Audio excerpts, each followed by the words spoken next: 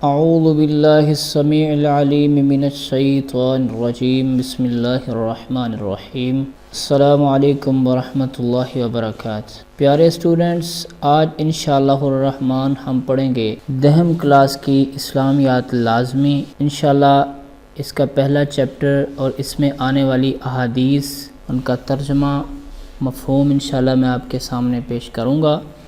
آپ نے اچھے طریقے سے سارے لیکچر کو سننا ہے اور اس کو پھر اچھے طریقے سے یاد کرنا ہے۔ تو سب سے پہلے آج جو ہم شروع کرنے جا رہے ہیں وہ ہے قرآن مجید و حدیث نبوی۔ باب اول میں یہ 3 چیزیں موجود ہیں: قرآن مجید، ترجمہ قرآن مجید، اور یہ آپ لوگوں کو پتہ ہے کہ یہ ترجمہ قرآن مجید کی جو بک ہی علیحدہ دی گئی ہے طلباء کو، وہ اس میں شامل نہیں ہے۔ وہ علیحدہ سے الحمدللہ میں پڑھا رہا ہوں، کچھ چیپٹرز پڑھا چکا ہوں، آپ میرے چینل پہ جا کر وہ پڑھ سکتے ہیں، دیکھ سکتے ہیں۔ اب باب اول میں جو دوسری چیز ہے وہ حفاظت و تدوین حدیث کا دور اول جو ہے، سب سے پہلے وہ پڑھیں گے، پھر احادیث نبویہ، خاتم النبیین صلی اللہ علیہ وسلم۔ ٹھیک ہے، تو جلدی سے ہم شروع کرتے ہیں۔ 1-2 باتیں آپ نے ذہن میں رکھنی ہیں کہ اس کتاب کو اسلامیات ہو یا ترجمۃ القرآن ہو، اس کو آپ نے اس پوائنٹ آف ویو سے نہیں پڑھنا کہ ہم نے امتحان پاس کرنا ہے، بلکہ اس سوچ کے ساتھ پڑھنا ہے کہ جو اس میں آئے گا اس پر عمل کریں گے، اس کی عزت کریں گے، احترام کریں گے اور اپنی زندگی میں تبدیلی لے کے آئیں گے۔ تو چلیں جی، بسم اللہ کرتے ہیں، باب اول پڑھتے ہیں۔ اس میں ترجمۃ القرآن کے بارے میں نے آپ کو پہلے بتا دیا ہے، سورہ انعام، سورہ الاعراف، یونس، کہف، سورہ یوسف، سورہ المؤمنون، الزمر، الشعراء، یہ صورتیں آپ کو ترجمۃ القرآن میں مل جائیں گی، جس کا پیریڈ ہی علیحدہ ہے، کتاب بھی علیحدہ ہے۔ ٹھیک ہے، تو اب چلتے ہیں حفاظت و تدوین حدیث دور اول، یعنی دور اول میں حدیث کی حفاظت اور تدوین کیسے ہوئی ہے۔ اچھا، تدوین کا مدون یعنی اس کی حفاظت، اس کو کتابی شکل میں اس کو کیسے لکھا گیا ہے، یہ آپ نے دیکھنا ہے کہ پہلے دور میں حدیث کی حفاظت کیسے ہوئی ہے۔ ٹھیک ہے، تو بسم اللہ پڑھ کے شروع کرتے ہیں۔ عہد نبوی، خاتم النبیین صلی اللہ علیہ وسلم، عہد صحابہ کرام رضی اللہ تعالی عنہم۔ ٹھیک ہے، یعنی صحابہ کرام اور نبی اکرم صلی اللہ علیہ وسلم کے دور پاک میں حدیث کی کس طرح سے تدوین کی گئی ہے، جمع کیا گیا ہے اور اس کو رکھا گیا ہے، اس کا کس طرح کا اہتمام کیا گیا ہے، ہم وہ پڑھیں گے۔ ٹھیک ہے، تو اس میں کچھ باتیں حاصل تعلم ہیں۔ یہ کیا مطلب، اس کا کیا ہے حاصلات تعلم کا؟ یعنی جب آپ اس سارے چیپٹر کو پڑھ جائیں گے تو یہ جو چیزیں ہائی لائٹ کی گئی ہیں، یہ چیزیں آپ کو اس چیپٹر میں سمجھ آئیں گی۔ مثلا تدوین حدیث شریف کی اہمیت کے بارے میں آپ جان سکیں گے، عہد رسالت میں تدوین حدیث شریف کے بارے میں آگاہی حاصل کر سکیں گے۔ قرون اولیٰ یعنی پہلے دور میں حدیث شریف کی جمع و تدوین کے لیے صحابہ کرام، تابعین، تبع تابعین کی خدمات کی اہمیت جان سکیں گے۔ نبی اکرم صلی اللہ علیہ وسلم کے دور میں حدیث شریف کی جمع و تدوین کے طریقہ کار کا جائزہ لے سکیں گے۔ حدیث شریف کی تدوین اور حفاظت کے بارے میں جان کر ایمان پختہ کریں گے کہ قرآن مجید کے بعد حدیث شریف ہدایت اور رہنمائی کا اولین ذریعہ ہے۔ حدیث شریف اور سنت کی اہمیت و حجیت کو جان کر ان پر ایمان مضبوط کر سکیں گے اور فتنہ انکار حدیث سے محفوظ رہ سکیں گے۔ یہ ہوگا طلباء کرام آپ کا حاصلات تعلم، یعنی اگر یہ چیزیں آپ کو سمجھ نہیں آتی پورا چیپٹر پڑھ جانے کے بعد بھی، تو یوں سمجھیں آپ نے اس چیپٹر کا حق کما حقہ فائدہ نہیں اٹھایا، جس طرح کہ اس کا فائدہ ہونا چاہیے تھا۔ ٹھیک ہے، تو بسم اللہ پڑھ کے اس کی ریڈنگ کرتے ہیں۔ ریڈنگ بہت ضروری ہے، اسی میں سے آپ کے سوالات آئیں گے، یہ ساری چیزیں آپ نے بہت اچھے طریقے سے سننی ہیں۔ میں انشاءاللہ ریڈ کرتا ہوں، آپ نے میرے پیچھے بڑی توجہ کے ساتھ سبق کو سننا ہے۔ بسم اللہ پڑھتے ہیں اور شروع کرتے ہیں۔ نبی کریم صلی اللہ علیہ وسلم کی گفتگو اور عمل کو حدیث کہا جاتا ہے۔ یہ دیکھو، یہ چھوٹی سی ڈیفینیشن ہے، حدیث کسے کہا جاتا ہے؟ نبی کریم صلی اللہ علیہ وسلم کی گفتگو اور عمل کو حدیث کہا جاتا ہے۔ آپ کے فرمان کو حدیث قولی اور عمل کو حدیث فعلی کہا جاتا ہے۔ اور یہ ساتھ ہی دوسرا سوال ہو گیا، حدیث قولی اور حدیث فعلی کا کیا مطلب ہے، یا اس کی کیا تعریف ہے، یا کسے کہتے ہیں؟ تو یہ دوسرا سوال آ گیا۔ آپ کے سامنے کسی صحابی رضی اللہ عنہ نے عمل کیا اور آپ نے خاموشی اختیار فرمائی تو اس کو حدیث تقریری کہتے ہیں۔ جس حدیث میں مفہوم اللہ تعالیٰ کی طرف سے اور الفاظ نبی کریم صلی اللہ علیہ وسلم کے ہوں، اس حدیث کو حدیث قدسی کہا جاتا ہے۔ ٹھیک ہے جی، اس حدیث کو حدیث قدسی کہا جاتا ہے، یہ آپ نے ذہن میں رکھنا ہے۔ احادیث مبارکہ کی، قرآن مجید کی احادیث مبارکہ قرآن مجید کی تفسیر اور شرح ہیں، نبی کریم صلی اللہ علیہ وسلم کی اطاعت اتباع کا اللہ تعالیٰ نے خود حکم ارشاد فرمایا ہے۔ نبی کریم صلی اللہ علیہ وسلم معلم انسانیت بن کر تشریف لائے ہیں، اور معاملات زندگی میں احادیث مبارکہ کے بغیر ایک مسلمان کا گزارا ممکن نہیں ہے۔ احادیث مبارکہ عبادات، معاملات، احکامات میں بنیادی حیثیت رکھتی ہیں اور قیامت تک ان سے رہنمائی لی جاتی رہے گی۔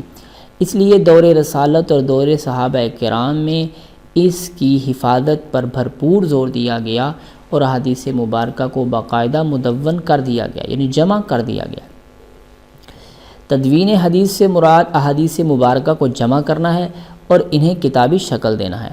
تدوین حدیث کی تفصیل درج ذیل ہے۔ نبی کریم صلی اللہ علیہ وسلم کی احادیث مبارکہ کی جمع و تدوین کا آغاز عہد رسالت ہی میں شروع ہو گیا تھا۔ حدیث کی جمع و تدوین میں خود نبی کریم صلی اللہ علیہ وسلم کی سرپرستی اور رضامندی شامل رہی۔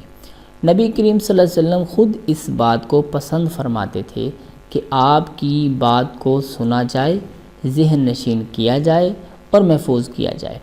اسی وجہ سے آپ صلی اللہ علیہ وسلم ٹھہر ٹھہر کر گفتگو فرماتے تاکہ سامنے والا اسے اچھے طریقے سے سمجھ لے اور یاد کر لے۔ بعض اوقات آپ صلی اللہ علیہ وسلم تین مرتبہ اپنی بات دہراتے تاکہ مخاطب کے ذہن میں بیٹھ جائے۔ نبی کریم صلی اللہ علیہ وسلم حدیث کی حفاظت کرنے والوں کو ان الفاظ سے دعا دیتے تھے: اللہ تعالیٰ انسان کو خوش و خرم رکھے، اللہ تعالیٰ اس انسان کو خوش و خرم رکھے جس نے میری بات سنی، یاد کی اور اسے لوگوں تک پہنچایا۔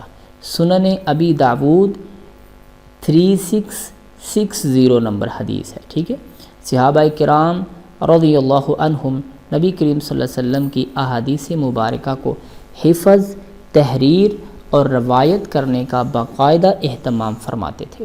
دور رسالت میں صحابہ کرام رضی اللہ عنہم کے پاس احادیث مبارکہ کو محفوظ کرنے کے 3 بڑے ذریعے تھے، جن میں سے صحابہ کرام کا احادیث مبارکہ کو حفظ کر لینا، لکھ لینا اور اس کے مطابق عمل کرنا شامل تھا۔ یعنی 3 طریقے ہیں پیارے طلباء۔ ایک تو اس کو زبانی یاد کر لینا، اپنے سینے میں جگہ دے دینا، اور دوسرا طریقہ ہے کتابت والا، حدیث کو لکھ لینا، اور تیسرا طریقہ سب سے بہترین طریقہ ہے، جو آپ نے سینے میں جمع کیا ہے وہ بھی ختم ہو سکتا ہے، جو آپ نے لکھا ہے وہ بھی ختم ہو سکتا ہے، لیکن جو آپ نے اپنے عمل میں شامل کر لیا ہے، جو اپنی زندگی کی روٹین آپ نے بنا لی ہے، وہ جلدی سے ختم نہیں ہوتا۔ رسول اللہ صلی اللہ علیہ وسلم نے صحابہ کرام رضی اللہ عنہم کی حوصلہ افزائی فرمائی کہ وہ آپ کے فرامین کو یاد رکھنے کے ساتھ ساتھ تحریری صورت میں بھی محفوظ کریں۔ چنانچہ آپ کی زندگی ہی میں احادیث نبویہ کو کتابی شکل میں محفوظ کرنے کا سلسلہ شروع ہو گیا۔ رسول اللہ صلی اللہ علیہ وسلم کے وصال کے یعنی آپ کی وفات کے بعد صحابہ کرام رضی اللہ عنہم کی بڑی تعداد نے اس عمل کو اپنی زندگی کا مشن بنا لیا۔ عہد رسالت میں احادیث مبارکہ کی کتابت اور تحریر کی متعدد شہادتیں درج ذیل ہیں۔ ٹھیک ہے، یعنی جو آپ کے دور میں حدیث جمع کی گئی ہیں اس کی گواہیاں موجود ہیں یہاں پہ۔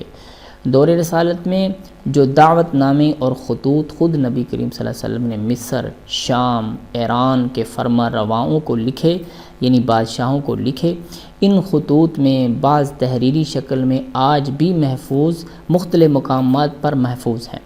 نبی کریم صلی اللہ علیہ وسلم نے حضرت عمر بن حزم رضی اللہ تعالی عنہ کو یمن کا والی بنا کر بھیجا تو انہیں صدقہ اور وراثت کے متعلق احکامات لکھوا دیے۔ اسی طرح نبی کریم صلی اللہ علیہ وسلم نے مختلف علاقوں سے زکوٰۃ وصول کرنے کے لیے جن لوگوں کو روانہ فرمایا تھا، ان کی رہنمائی کے لیے زکوٰۃ کے تفصیلی احکام لکھوا دیے تھے۔ یہ احکام باقاعدہ تحریری شکل میں صحابہ کرام رضی اللہ عنہم کے پاس موجود تھے۔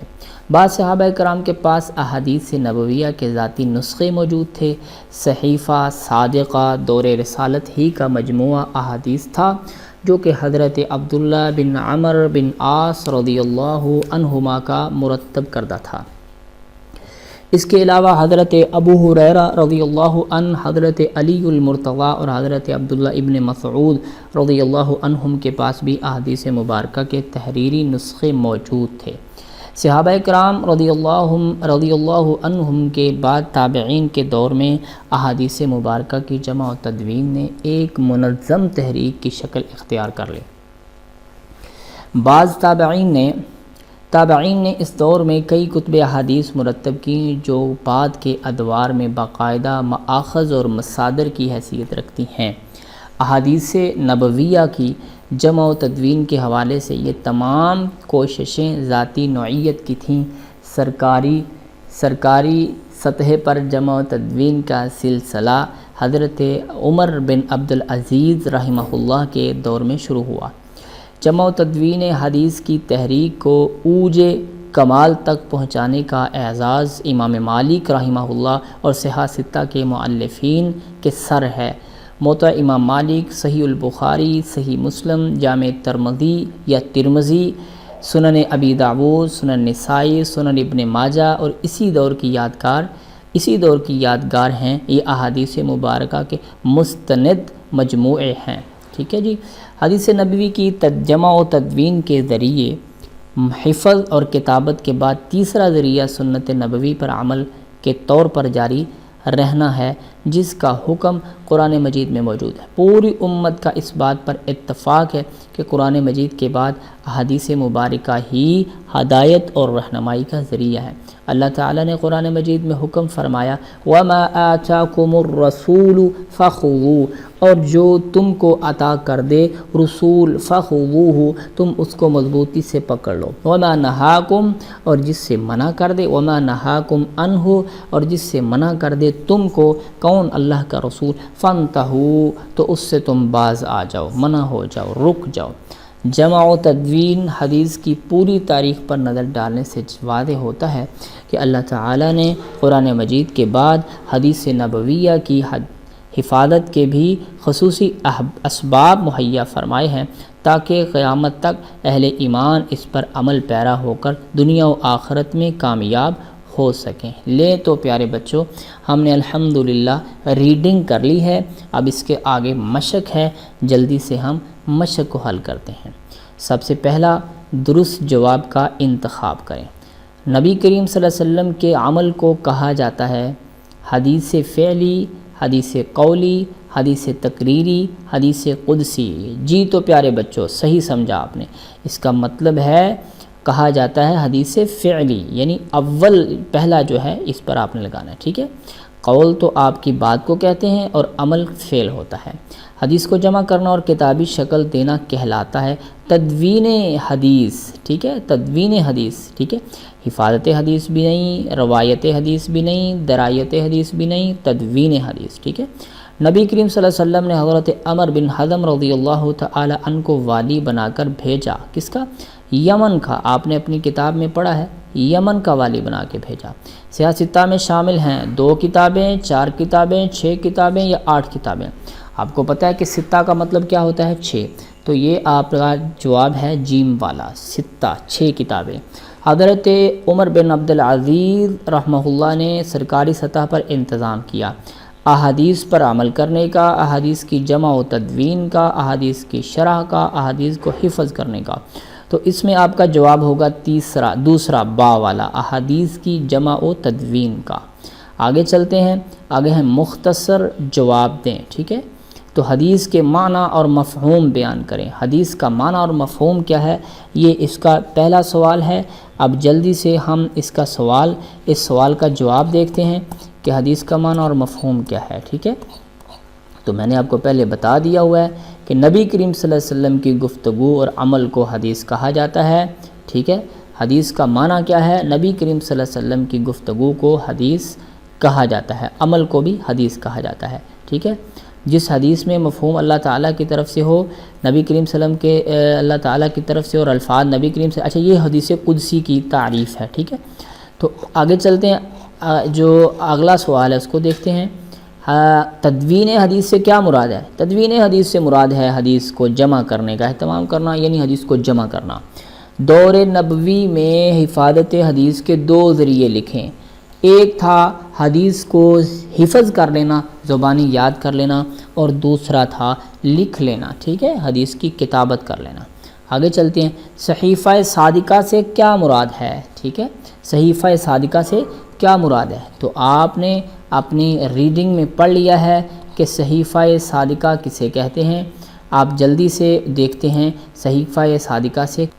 تو لیں جی پیارے بچوں، اس سوال کا جواب ہے، بعض صحابہ کرام کے پاس احادیث نبویہ کے ذاتی نسخے موجود تھے۔ صحیفہ صادقہ دور رسالت ہی کا مجموعہ احادیث تھا جو حضرت عبداللہ بن عمر بن عاص رضی اللہ عنہ کا مرتب کردہ تھا، ٹھیک ہے۔ یہ اس کا جواب ہے آپ کے سوال کا۔ اب جلدی سے اگلا سوال ہے جی، صحاح ستہ میں سے 2 کتابوں کے نام لکھیں۔ تو 2 کتابیں مشہور 3 کتابیں ہیں، صحیح بخاری اور صحیح مسلم، آپ نے لکھ دینا ہے۔ جمع و تدوین پر ایک مختصر جمع تدوین پر نوٹ لکھیں، ٹھیک ہے۔ تو آپ نے تفصیلی نوٹ جو ہے وہ جب ساری ریڈنگ کریں گے تو اس میں تفصیلی نوٹ آپ نے لکھ دینا ہے کہ دور نبوی میں شہادتیں کیسے ملیں، یہ ساری چیزیں، ٹھیک ہے۔ تو ہم الحمدللہ پہلا چیپٹر جو ہے وہ مکمل کر چکے ہیں 10th کلاس ترجمۃ القرآن کا۔ تو جلدی سے ہم اس سبق کو جو ہے وہ مکمل کرتے ہیں۔ ملتے ہیں انشاءاللہ ایک نئی ویڈیو میں، تب تک کے لیے اللہ حافظ، اللہ نگہبان۔